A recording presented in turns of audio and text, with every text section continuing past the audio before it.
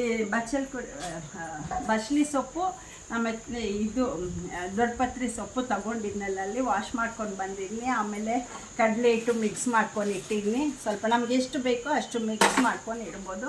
ಸ್ವಲ್ಪ ಇವಾಗ ಬಜ್ಜಿ ಮಾಡಿ ತೋರಿಸ್ತೀನಿ. ಇದಕ್ಕೆ ಹಾಕ್ತೀವಿ. ಇದು ಬಿಸಿ ಆಗಿದೆ, ಎಣ್ಣೆ ಹಾಕ್ಕೊಂಡಿದ್ದೀನಿ, ಸನ್ಫ್ಲವರ್ ಆಯಿಲ್ ತುಂಬ ಬಿಸಿ ಆಗಿದೆ. ಇವಾಗ ಬಜ್ಜಿ ಮಾಡ್ತೀನಿ.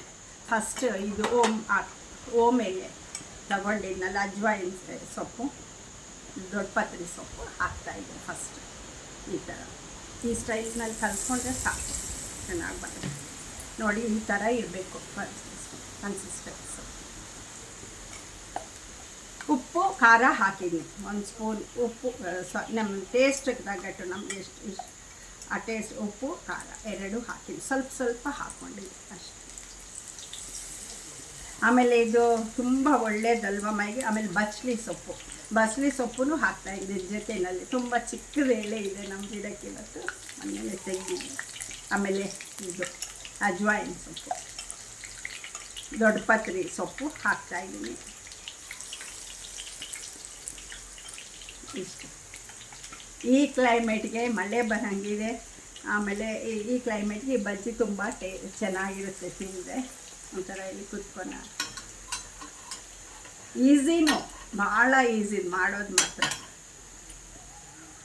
ನೋಡಿ.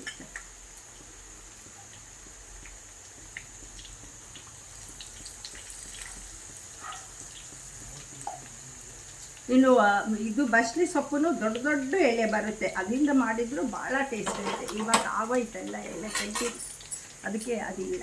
ಇವಾಗ ಇದನ್ನ ಮಾಡ್ತಾಯಿದ್ದೆ. ಆಗೋಯ್ತು ಅಷ್ಟೇ.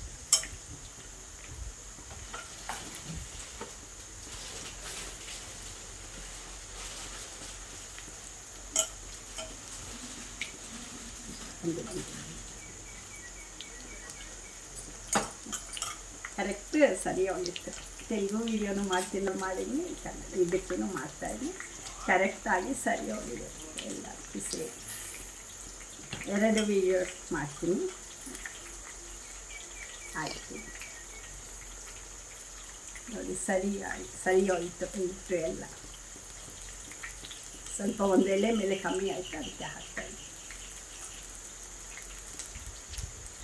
ಅಷ್ಟೆ. ಇದು ಬಸಳೆ ಆಮೇಲೆ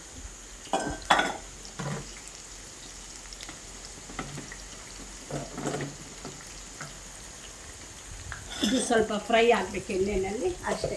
ಎಲ್ಲ ಆಮೇಲೆ ಇವಾಗ ಟೇಸ್ಟ್ ಮಾಡ್ತಾ ಇದ್ದಾರೆ ನಮ್ಮ ಬಸವರಾಜು. ನೋಡಿ ಹೇಗಿದೆಯಪ್ಪ ಟೇಸ್ಟ್? ಸೂಪರ್ ಆಗಿದೆ ಮೇಡಮ್. ಸೂಪರಾ? ಟೇಸ್ಟ್ ಮಾಡಿ ಎಲ್ಲ ಡಬಲ್ ಕಮಿಟ್ ಎಲ್ಲ ಕೊಡ್ತೀನಿ. ಇವಾಗ ನೀನು ತಿಂದು ನೋಡ್ಬೇಕಪ್ಪ ಆಕಾಶ್. ಹಾಂ, ಇವಾಗ ನೋಡಿ ಬಜ್ಜಿ, ಓಂಕಾಳು ಬಜ್ಜಿ ಮಾಡಿದ್ದೆಲ್ಲ ಆಗೋಯಿತು, ಫ್ರೈ ಆಯಿತು. ಆಮೇಲೆ ತೆಗಿತಾ ಇದ್ದೀನಿ 2 ಬಸಳೆ ಸೊಪ್ಪು ಓಂಕಾಳು ಫ್ರೈ ಚೆನ್ನಾಗಾಗಿದೆ. ಆಫ್ ಮಾಡಿಬಿಡ್ತಾ ಇದ್ದೀನಿ ಸ್ಟವ್.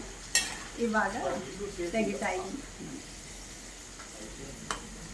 ಸಾಕು, ಇಷ್ಟು ಫ್ರೈ ಆಗಿದೆ. ಬೇಕಾದರೆ ನಿಮ್ಗೆ ಇನ್ನು ಸ್ವಲ್ಪ ಫ್ರೈ ಮಾಡ್ಕೊಬೋದು. ನಮ್ಗೆ ಇಷ್ಟು ಸಾಕು ಅನಿಸುತ್ತೆ, ಅದಕ್ಕೆ ನಾವಿಷ್ಟೇ ಫ್ರೈ ಮಾಡಿ.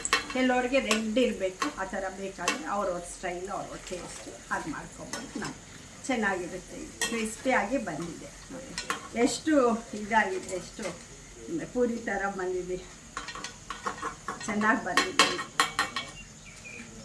ನಾವೇನು ಸೋಡಾನು ಹಾಕಿಲ್ಲ, ಹಾಗೆ ಮಾಡ್ತಾಯಿದ್ದೀನಿ. ಸೋಡಾ ಅಂದರೆ ಸ್ವಲ್ಪ ಹೊಟ್ಟೆ ಇದಾಗುತ್ತಲ್ವ, ಸ್ಟಮಕ್ ಅಪ್ಸೆಟ್ ಆಗುತ್ತೆ ಅಂತ ನಾವು ಹಾಕಿಲ್ಲ.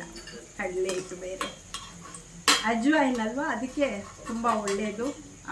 ಅಷ್ಟೊಂದು ಅಪ್ಸೆಟ್ ಆಗಲ್ಲ ಹೊಟ್ಟೆ, ಭಾಳ ಚೆನ್ನಾಗಿ ಆಯಿತು.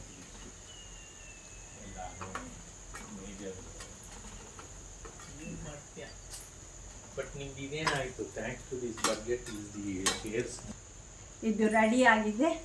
2 ಸೊಪ್ಪಿಂದ ಮಾಡಿರೋದು ಬಜ್ಜಿ ರೆಡಿ ಆಗಿದೆ ಅಷ್ಟೇ. ಇವಾಗ ನೀವು ಮಾಡ್ಕೊಂಡು ನೋಡಿ, ನಿಮಗೂ ಗೊತ್ತಾಗುತ್ತೆ ಆಲ್ರೆಡಿ. ಆದರೆ ನಮ್ಮ ಸ್ಟೈಲ್ನಲ್ಲಿ ನಾನು ಮಾಡಿ ತೋರಿಸಿದ್ದೀನಿ. ಟೇಸ್ಟ್ ಮಾಡ್ಕೊಂಡು ಟೇಸ್ಟ್ ಮಾಡಿ ಅಷ್ಟೇ.